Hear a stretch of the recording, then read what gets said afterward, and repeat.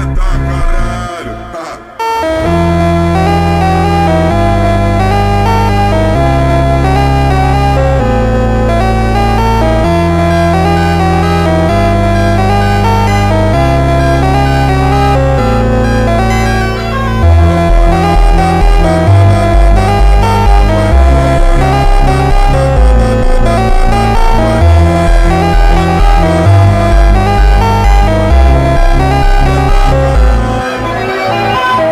O DJ aqui do baile faz geral perder.